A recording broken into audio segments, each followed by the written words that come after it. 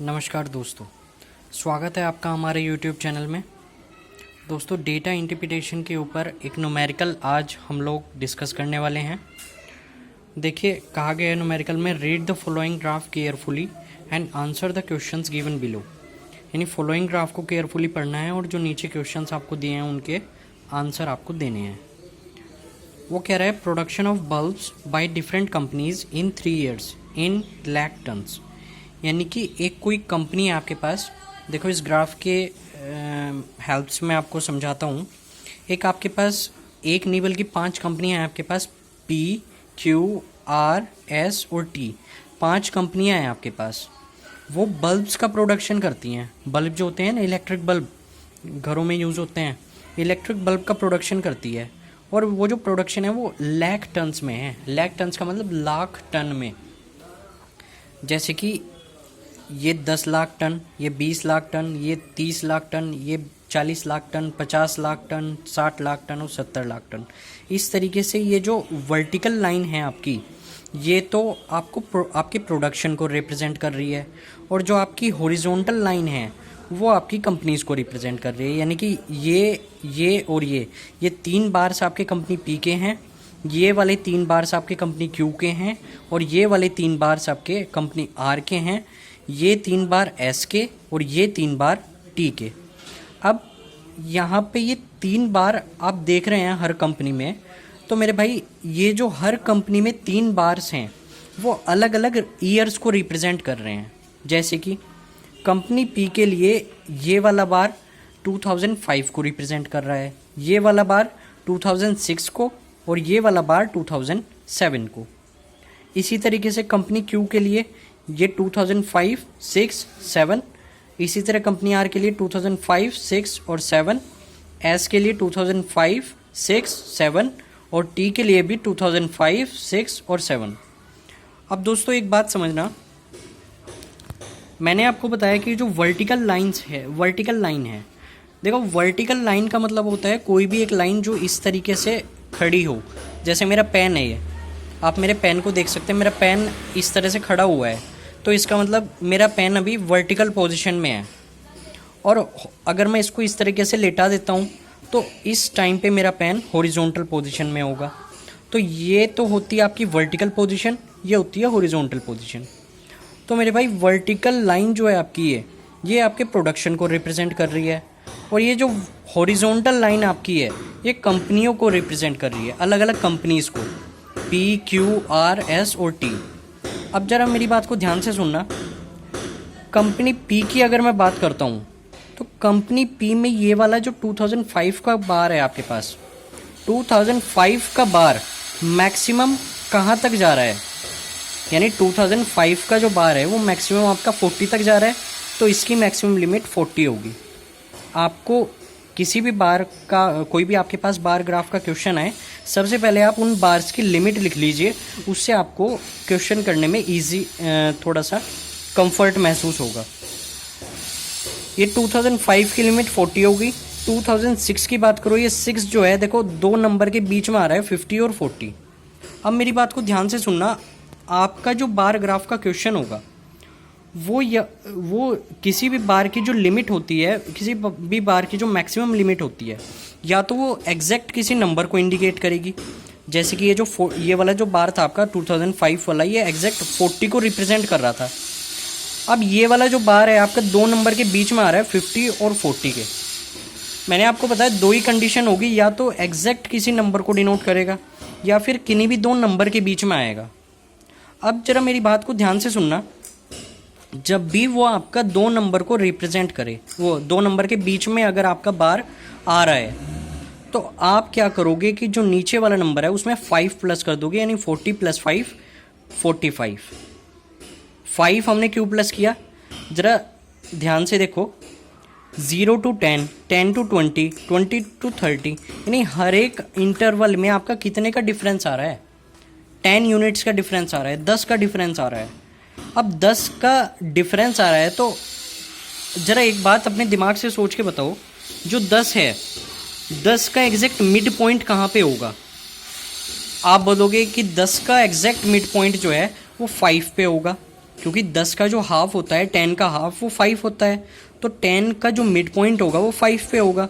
इसी तरीके से हर नंबर में जो मिड पॉइंट होगा वो 5 के डिस्टेंस पे होगा।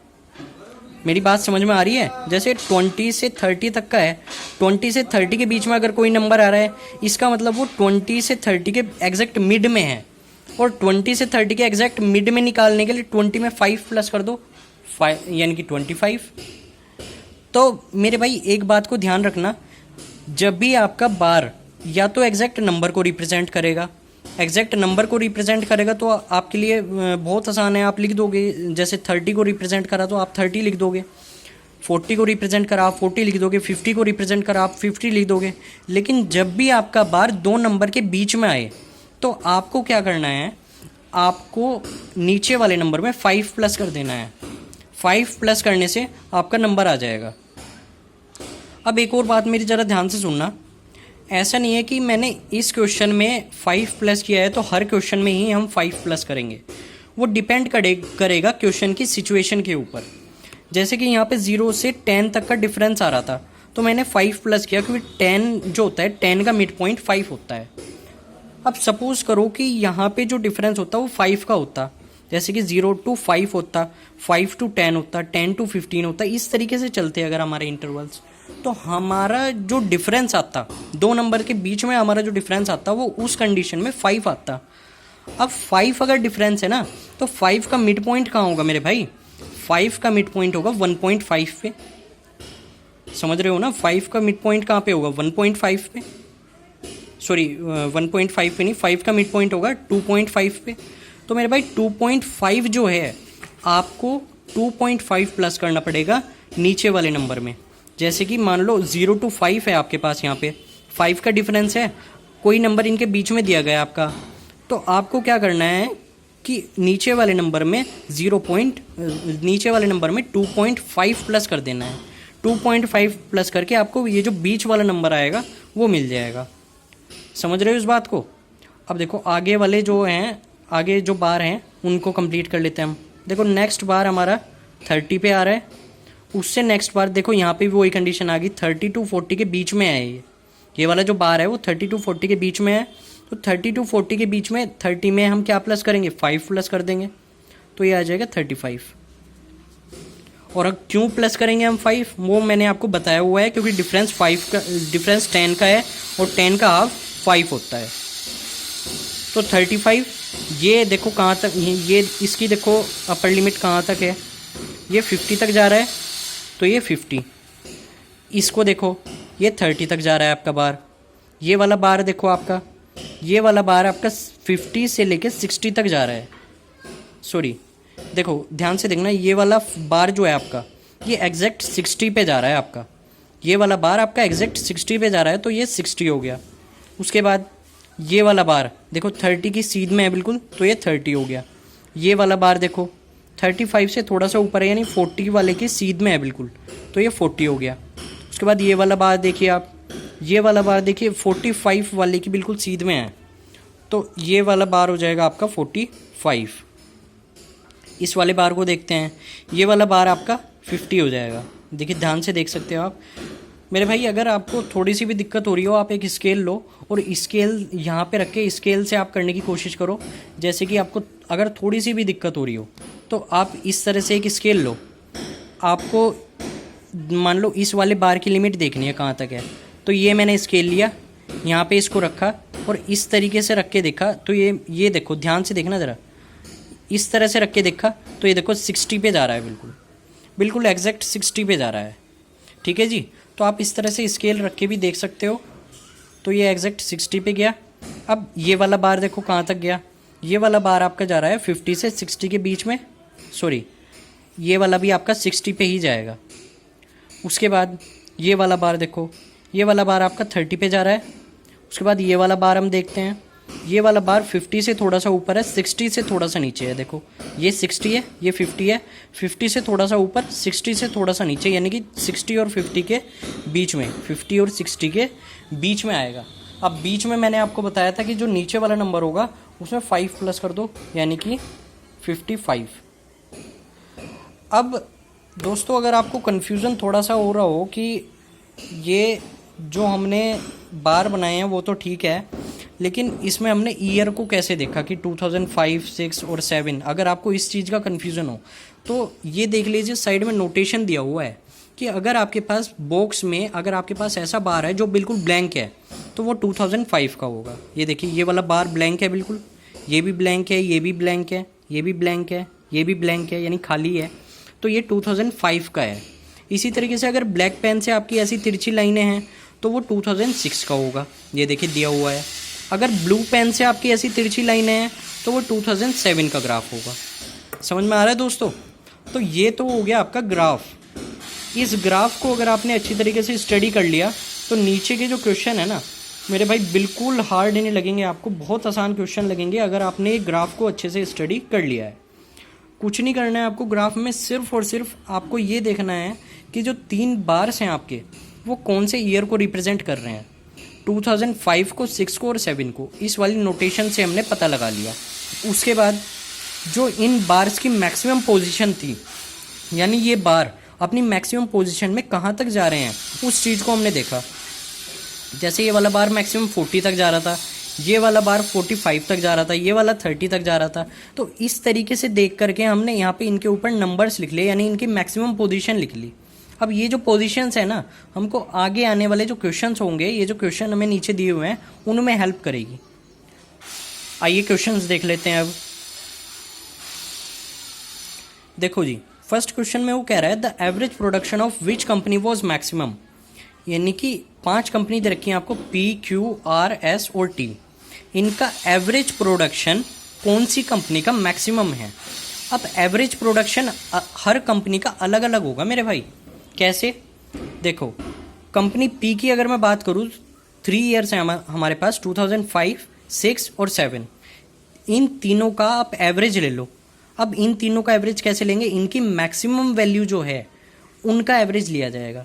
देखो, इसकी मैक्सिमम वैल्यू 40, इसकी 45, इसकी 30, तो तीनों का एवरेज लेंगे और एवरेज लेके जो आएगा वो कंपनी P का एवरेज प्रोडक्शन होगा। यानी कि 2005 में जितना हुआ, 6 में जितना हुआ और 7 में जितना हुआ, उसका एवरेज ले लिया तो वो उस कंपनी का तीनों साल का एवरेज प्रोडक्शन हो जाएगा। ठीक है, आइए करते हैं। तो इसी तरीके से हम P का भी, Q का भी, R, S, T, पांचों की पांचों कंपनियों का एवरेज प्रोडक्शन निकालेंगे और ये चेक करेंगे कि कौन सी कंपनी का प्रोडक्शन सबसे ज़्यादा है, क्योंकि हमसे पूछा हुआ है कि which company was maximum in production. ठीक है, आइए देखते हैं। मैं आपके साथ साथ सोल्व करूँगा।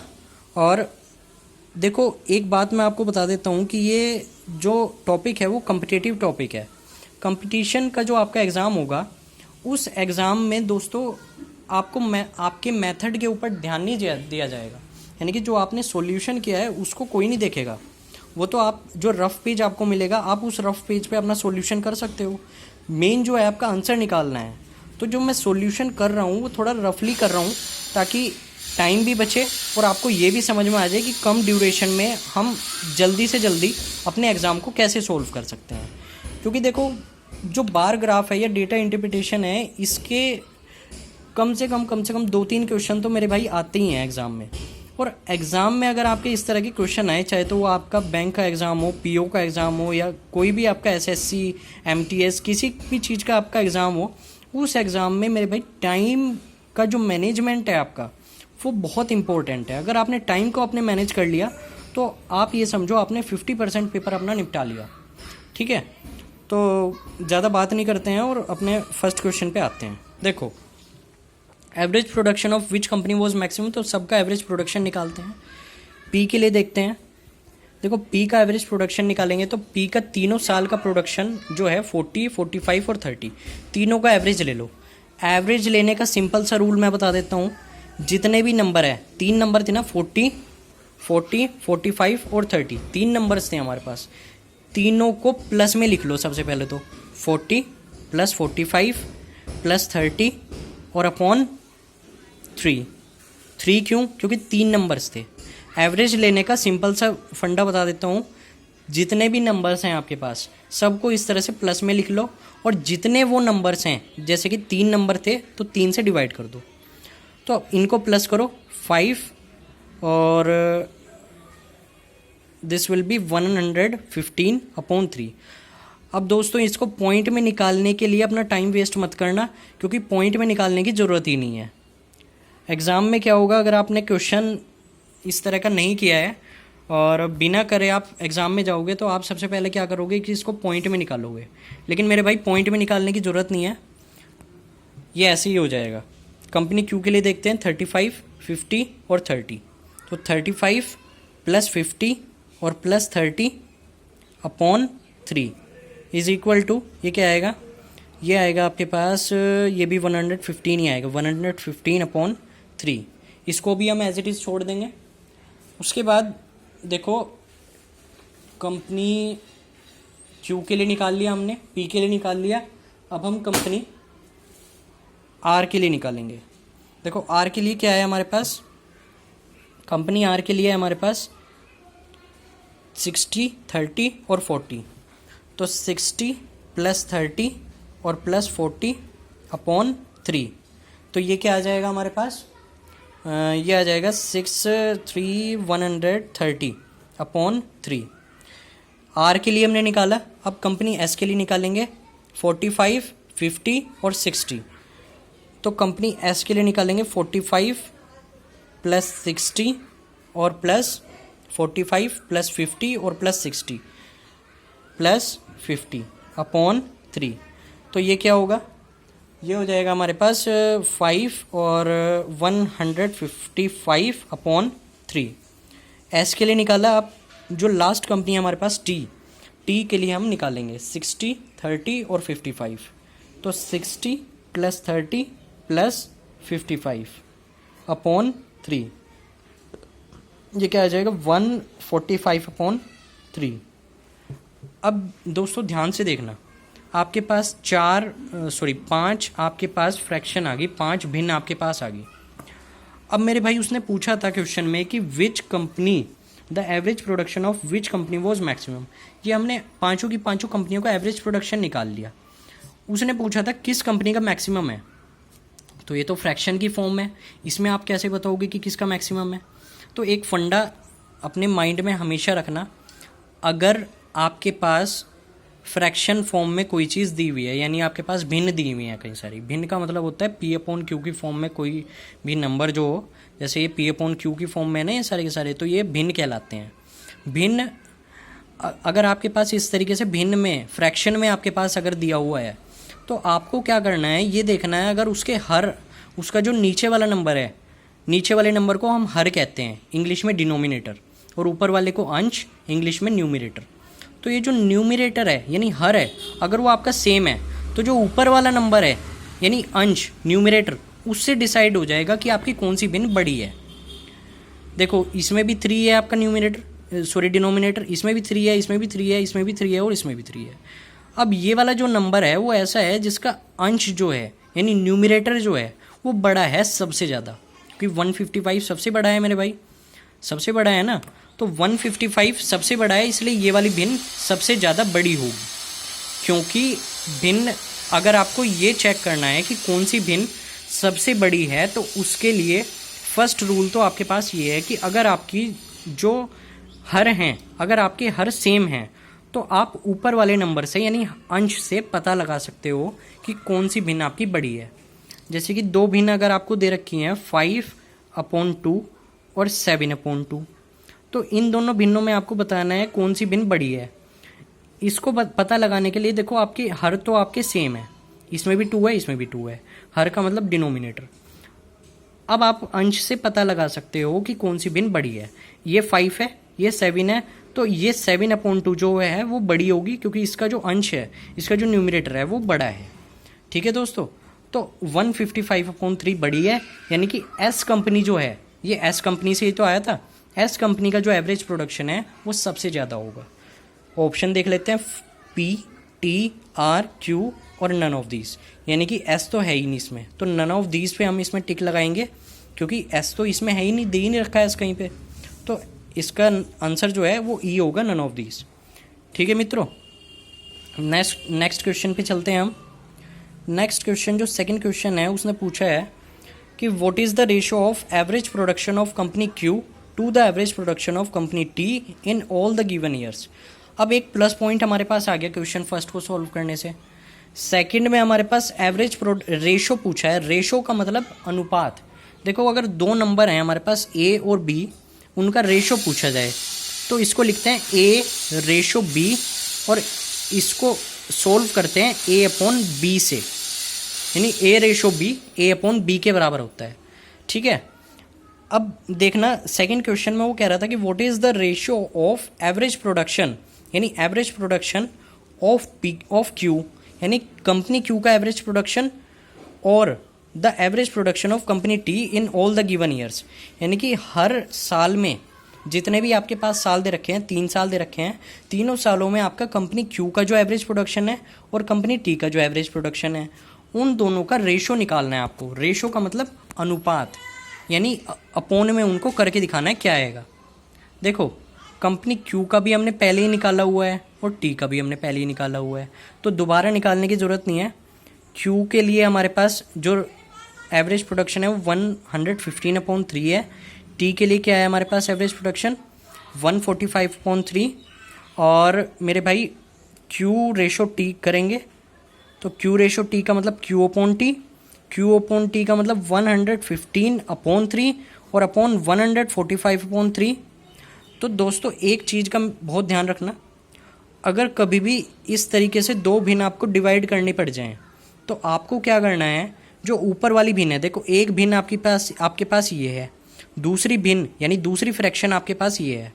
आपको क्या करना है, जो ऊपर वाला जो आपका फ्रैक्शन है, ऊपर वाली जो भिन्न है उसको एज इट इज़ रख दिया, उसके बाद आगे मल्टीप्लाई लगा दो, उसके बाद जो नीचे वाली भिन्न है उसको अपोन में करके उसको उल्टा करके लिख दो। समझ गए दोस्तों? हमें क्या करना है, अगर दो भिन्न हमारे पास डिवाइड में होती हैं तो जो ऊपर वाली भिन्न है उसको एज इट इज़ रखो और नीचे वाली भिन्न को गुणा में उल्टा करके लिख दो। ठीक है, अब 3 से 3 कैंसिल हो गया, इन दोनों को कैंसिल करेंगे 5 से हो जाएंगे, तो ये आएगा 23 और ये आएगा 29, तो ये आ गया हमारे पास 23/29। और मैंने अभी भी बताया कि ए अपॉन बी किसके बराबर होता है, ए रेशो बी के, तो 23/9 23/29, ये हमारा आंसर। चेक करो 23/29 यानी B is our answer. Third question देखते हैं। The total production of company P and Q in 2006 is approximately what % of the total production of all companies in 2007। मतलब समझ लो the total production of company P and Q in 2006, यानी कि 2006 में company P जो है 2006 के बाहर देखो ये हैं, ये वाले ब्लैक पेन वाले, 2006 में कंपनी पी और क्यू जो है उसका टोटल प्रोडक्शन, यानी 2006 में कंपनी पी का 45 है, क्यू का 50 है, तो इन दोनों का टोटल यानी 45 और 50 का टोटल दोनों को प्लस कर देंगे तो ये टोटल प्रोडक्शन आ जाएगा पी एंड क्यू का इन 2006 इज अप्रोक्सीमेटली का मतलब लगभग, व्हाट % कितना प्रतिशत है, of the total production of all companies in 2007, यानी कि 2007 में प्रत्येक कंपनी का, हर एक कंपनी का, सभी कंपनियों का जो टोटल प्रोडक्शन होगा वो पी एंड क्यू के 2006 के टोटल प्रोडक्शन के कितने प्रतिशत होगा। इस चीज़ को समझने की कोशिश करो, यानी कि जो total production of all the companies है ना, सारी कंपनियों का 2007 का जो प्रोडक्शन है वो कितने प्रतिशत होगा पी और क्यू के 2006 के प्रोडक्शन के टोटल के। समझ रहे हो मेरी बात? अब ज़रा ध्यान से देखना। सबसे पहले तो आप प्रोडक्शन का टोटल निकालो। पी एंड क्यू के लिए जो टोटल प्रोडक्शन होगा 2006 का, उसने 2006 का पूछा है ना कि total production of company P and Q in 2006, तो सबसे पहले टोटल प्रोडक्शन निकालो 2006 का। पी ये है, क्यू ये है। पी का टोटल प्रोडक्शन पी का 2006 का प्रोडक्शन 45, क्यू का 2006 का प्रोडक्शन 50, तो दिस विल बी 45 और प्लस 50 ये आएगा 95। अब देखो पी एंड क्यू का निकाल लिया, अब ऑल कंपनीज का निकालना है हमें। ऑल कंपनीज का निकालेंगे तो क्या आएगा, देखो ध्यान से देखना, ऑल कंपनीज का यानी सभी कंपनीज का उसने कौन सी ईयर में पूछा है, 2007 में, तो 2007 में हर कंपनी के जो बार हैं 2007 वाले, उनको आप प्लस कर दो। 30 + 30 + 40 + 60 + 55। आइए करते हैं। 30 + 30 30 + 30, उसके बाद ये क्या है 40 के बाद आपका 60 और 60 के बाद आपका 55। ठीक है, तो एक बार चेक कर लेते हैं। 30 30 40 60 और 55। 30 30 40 60 और 55। ठीक है दोस्तों, अब इनको प्लस कीजिए। प्लस करके क्या आएगा, ये आएगा 5, ये आएगा 215। ठीक है, 215 हमारे पास आ गया। अब हमें क्या निकालना है, बहुत ध्यान से मेरी बात को सुनना, यहाँ पे कन्फ्यूज़न हो सकता है थोड़ा सा, इसलिए बहुत ध्यान से समझने की कोशिश करना। The total production of company P and Q in 2006, यानी पी और क्यू का टोटल प्रोडक्शन 2006 का इज अप्रोक्सीमेटली, लगभग वोट परसेंट ऑफ द, यानी कितने प्रतिशत है total production of all companies in 2007 के, यानी 2007 में जो सारी की सारी कंपनियां थी उनका कितने प्रतिशत होगा पी एंड क्यू का 2006 का प्रोडक्शन, 2006 का टोटल प्रोडक्शन। समझ में आ रही है मेरी बात? यानी कि 2007 में सारी कंपनियों का जो टोटल प्रोडक्शन है वो पी एंड क्यू के टोटल प्रोडक्शन के 2006 के कितने प्रतिशत होगा, इस चीज़ की वैल्यू को निकालना है। तो मान लो कि वो X% होगा। मान लो कि 2007 में सारी कंपनियों के जो प्रोडक्शन आया है, यानी 215 जो आया, इसका X% होगा। तो हम लिखेंगे 200 X% ऑफ 215 किसके बराबर आ जाएगा, 95 के। भाई हमने मान लिया कि X% है 215 के और इक्वल किसके आएगा, 95 के। तो ये मानने के बाद मैं शॉर्ट में कर रहा हूँ, X% of 215 is equal to 95 आ जाएगा। इसको सॉल्व करोगे मित्रों तो X/100, X% का मतलब, ऑफ का मतलब मल्टीप्लाई 215 इज इक्वल टू 95। तो X is equal to 95 upon ये वाला जो नंबर है इसके डिवाइड में चला जाएगा 215, और ये जो डिवाइड में है ये मल्टीप्लाई में चला जाएगा, मल्टीप्लाई 100। तो दोस्तों ये आएगा, X की वैल्यू आएगी यहाँ से 33 X की वैल्यू आनी है 44.18। ठीक है, 44.18। नेक्स्ट पेज ले लेते हैं। इतनी कंजूसी भी ठीक नहीं होती वैसे, है ना जी। तो नेक्स्ट पेज हम देख लेते हैं। देखो X की वैल्यू क्या आई थी हमारे पास, X की वैल्यू आई थी हमारे पास क्या था ये 44.18। अब मेरे भाई ध्यान से मेरी बात को सुनना, 44.18 को हम लगभग किसके बराबर मान सकते हैं। देखो उसने अप्रोक्सीमेटली पूछा है, अप्रोक्सीमेटली का मतलब लगभग। जब भी वो लगभग कहेगा तो लगभग का मतलब हमें जो पॉइंट वाले नंबर होते हैं उनको भूल जाना है। अब पॉइंट वाले नंबर को भूलने का मतलब ये है कि 44.18 जो है वो अप्रोक्सीमेटली 45 के बराबर भी हो सकता है, 44 के बराबर भी हो सकता है। अप्रोक्सीमेटली की अगर हम बात करें, लगभग की अगर हम बात करें, तो इसका पता कैसे लगेगा कि ये 44 होगा या 45 होगा। इसका पता मेरे भाई ऐसे लगेगा, आपको ऑप्शन में देखना होगा 44 दिया है या 45 दिया है। ध्यान से देखना, यहाँ पे आपके पास 45 दिया है, तो 45 आपका इसका राइट आंसर हो जाएगा, यानी ये लगभग 45 के बराबर होगा। और अप्रोक्सीमेटली का मतलब लगभग, अप्रोक्स। ठीक है जी, तो ये 45% आपका इसका आंसर आ गया। नेक्स्ट क्वेश्चन देखते हैं। What was the approximate percent decrease in production of company P from 2006 to 2007। देखो 2006 में जो कंपनी पी है उसका प्रोडक्शन 2006 में 45 था, 2007 में 30 हो गया। डिक्रीज हो गया ना प्रोडक्शन, पहले 45 था अब 30 हो गया, तो डिक्रीज हो गया। अब हमें ये बताना है कि कितने परसेंट डिक्रीज हुआ है। तो मेरे भाई मैंने अपना खुद का फंडा बनाया हुआ है, परसेंटेज इंक्रीज या परसेंटेज डिक्रीज के लिए मेरा खुद का फंडा है। अगर आप लोग इस चीज़ को ध्यान रखोगे, मेरे इस फंडे को ध्यान रखोगे, तो कभी नहीं भूलोगे इस चीज़ को। देखो इंपॉर्टेंट कॉन्सेप्ट करके मैंने आपको साइड में लिखा हुआ है, कि अगर आपको परसेंटेज इंक्रीज़ निकालना हो तो उसके लिए आप फॉर्मूला लगा सकते हो increment upon previous value into 100, और परसेंटेज डिक्रीज़ निकालना हो तो decrement upon previous value into 100। देखो परसेंटेज डिक्रीज़ हमें इस क्वेश्चन में निकालना था, यानी कि कितने परसेंट डिक्रीज़ हुआ है, तो ये हो जाएगा डिक्रीमेंट। डिक्रीमेंट का मतलब होता है कि कितना डिक्रीज़ हुआ। सोच के बताओ 45 से 30 हो गया तो कितना डिक्रीज़ हुआ। आप कहोगे 15 डिक्रीज़ हुआ। भाई 45 से 30 होने में कितना डिक्रीज़ हुआ, 45 में से 30 को माइनस कर दो 15, यानी कि 15 डिक्रीज़ हुआ। तो जो डिक्रीमेंट आएगा आपके पास वो 15 आएगा, और प्रीवियस वैल्यू की क्या आएगी आपके पास, प्रीवियस वैल्यू आएगी मेरे भाई 45, क्योंकि पहले 45 था उसके बाद हुआ 30, तो प्रीवियस वैल्यू 45 आएगी। ठीक है, तो इसके साथ साथ हम देखते हैं अपना क्वेश्चन नंबर 4 था हमारे पास। परसेंटेज डिक्रीमेंट हम निकाल रहे थे। परसेंटेज डिक्रीमेंट में अपॉन में क्या था, यानी जो डिक्रीमेंट था हमारे पास, डिक्रीमेंट क्या आया था हमारे पास 45 से 30 होने में 15, तो 15 अपॉन 45, क्योंकि पहले 45 था हमारा। देखो पहले हमारा 45 था, बाद में 30 हुआ। डिक्रीमेंट जो आया यानी कमी जो आई वो 15 की आई इंटू 100।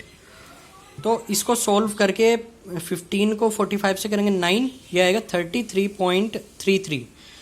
अब इसमें भी देखो वही केस है अप्रोक्सीमेट वाला, ये देखो दे रखा है अप्रोक्सीमेट परसेंट।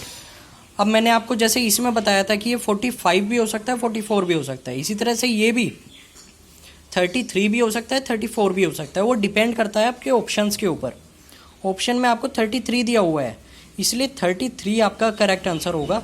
34 अगर देता तो 34 आपका करेक्ट आंसर होता। ठीक है, तो यहाँ पे आपका 33% अप्रोक्सीमेटली। ठीक है मेरे भाई, अब लास्ट जो आपका 5 क्वेश्चन है वो हम देख लेते हैं। What was the total production of all companies together in 2005? यानी कि सारी की सारी जो कंपनियां हैं हमारे पास 2005 में, सारी की सारी कंपनियों का टोटल प्रोडक्शन हमें निकालना है। देखो ध्यान से देखना, 2005 का ये ब्लैंक वाला ग्राफ है ना हमारे पास, जो ब्लैंक है तो जो ब्लैंक वाला हमारा ग्राफ है ये 40, 35, 60, 45, 60, इन सबको प्लस कर दो और आपका आंसर आ जाएगा। क्योंकि हर कंपनी का, देखो ध्यान से देखो, what was the total production of all companies together, यानी कि सारी की सारी कंपनियों का एक साथ, यानी टोटल प्रोडक्शन निकालना है 2005 का। तो सबको प्लस कर दो, 40 प्लस 35 प्लस 60 प्लस 45 प्लस 60, ये करेंगे टोटल प्रोडक्शन हम। तो ये आएगा 40 प्लस 35 प्लस 60 प्लस 45 प्लस 60। ठीक है जी, तो 40 प्लस 35 प्लस 60 प्लस 45 प्लस 60, ये क्या आ जाएगा 5 और 5 0 और 4 एंड ये आएगा 2, सो 240 लाख टन्स, क्योंकि उसको लाख टन्स में ही उसने पूछा था, इन लाख टन्स, तो 240 is our answer. I hope you understood my video. आशा है आपको ये क्वेश्चन जो है वो समझ में आया होगा। मेरे भाई अगर नहीं समझ में आया है तो प्लीज़ मुझे कमेंट करके ज़रूर बताना कि कौन सा पार्ट आपको नहीं समझ में आया। मैं कोशिश करूँगा कि जो अगला एग्जाम्पल होगा, अगला जो न्यूमेरिकल होगा, उसमें उस चीज़ को कवर करने की मैं पूरी कोशिश करूँगा। ठीक है दोस्तों, थैंक यू।